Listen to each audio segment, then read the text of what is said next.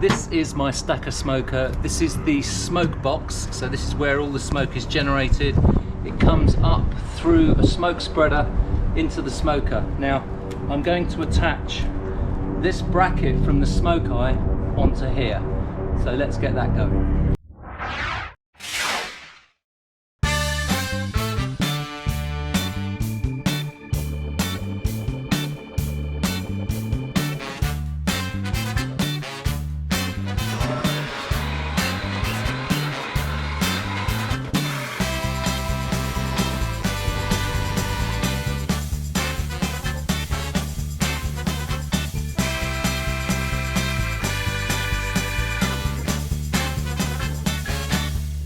Right, we're going to get this assembled now. So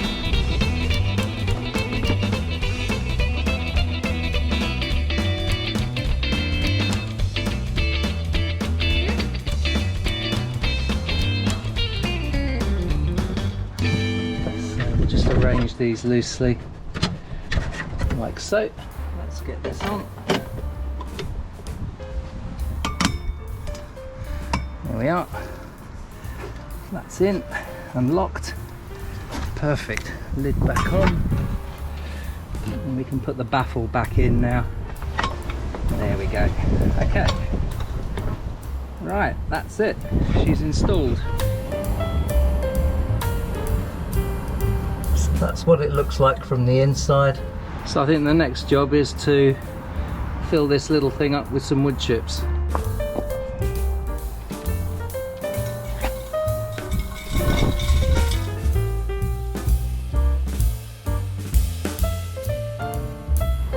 That's what we've got.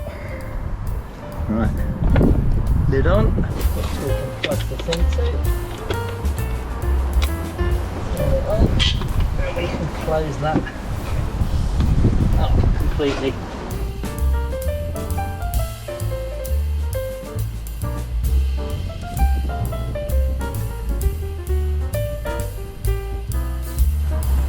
Oh yeah. Yeah, that's doing some business. So here we are with the Smokai smoker. Oh, I'm sorry. I think what I meant to say was Smokai, not Smokai. All right, carry on. After smoking for around about 30 hours. Now, I did have to refill this once and I used a much finer chip. So I found the coarser chip that I was using, the whiskey oak, tended to burn well initially, and then it would form like a barrier. In other words, it wouldn't fall down, and it was getting stuck in here. So I'd come out occasionally and give it a tap. It would fall down and it would start again. Now, if I left it for any length of time, it would actually just stop and go out. I think that's to do with the chips. So I actually filled this with these fine chips here, much finer. I'll show you a closer picture of those on the bench. But I have to say there's a huge amount of moisture in here, and you can just see moisture on there. It's really quite a thing, and that seems to be making the wood chip clog together and not actually sort of drop down into the area where the combustion's taking place. Now, I'm not sure if that is a symptom of this pipe being too small or the particular pump I'm using too weak. I will check these different issues out and see whether or not that is a thing. If you've got any experience using one of these Smokai smoke generators and you had a similar experience, let me know in the comments. I'll be really interested to find out. Now, what I'm going to do is I'm going to take this off of here, get it on the bench, and we can open it up and have a closer look and see, after 2 complete burns, how much ash we've got in the bottom and whether or not that was a contributory factor to this having a little bit of problems.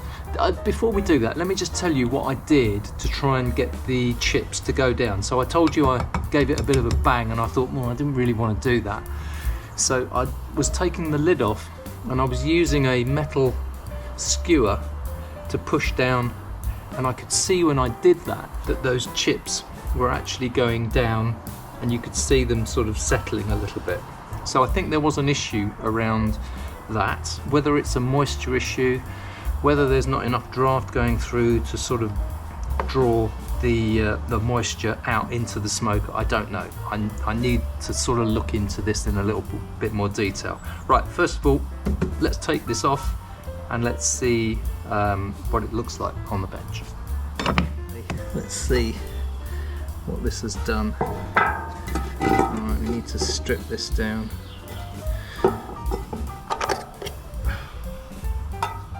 So there's a lot of residue on my hands here. Let's see if we can get this out. No, that's tight as a drum. Let's see what's in here. Okay.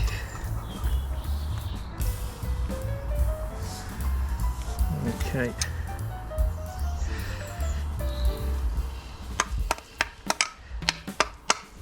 I'm trying to give that a tap with a screwdriver.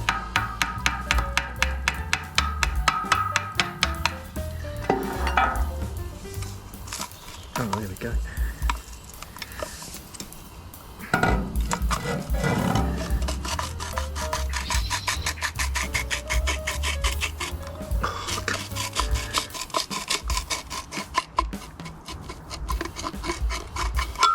Okay.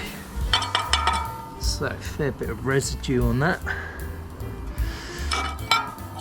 You know, that's to be expected. Okay, so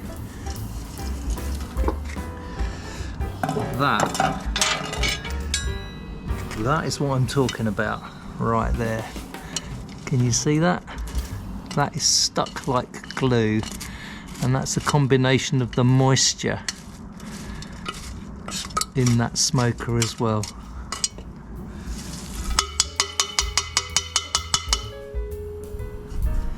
Yeah, can you see that stuck around the sides there? If I just rotate that, you can see that that's completely caked.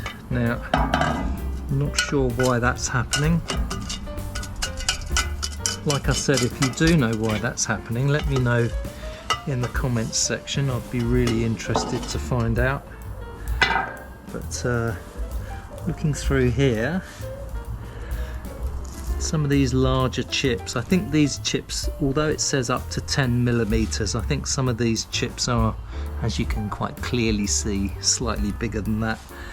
So they might be not suited for this particular smoker. But they've definitely clumped together. You can see that. There's not a massive amount of ash here, but then, you know, if you burn wood effectively and efficiently, it doesn't leave a great deal of ash. But the fine chips, they did actually continue to burn, but there was a lot of these ones left. And you know, I did probably about 15 or 16 hours with the small chips, but I'm really surprised that some of these big chips are actually still around. I thought they would have all gone. But the thing is that they are very moist. And there's a lot of water. Obviously that is a symptom of the combustion process. You do get a lot of water vapor generated as part of that whole process, so it's not surprising to me that it's there.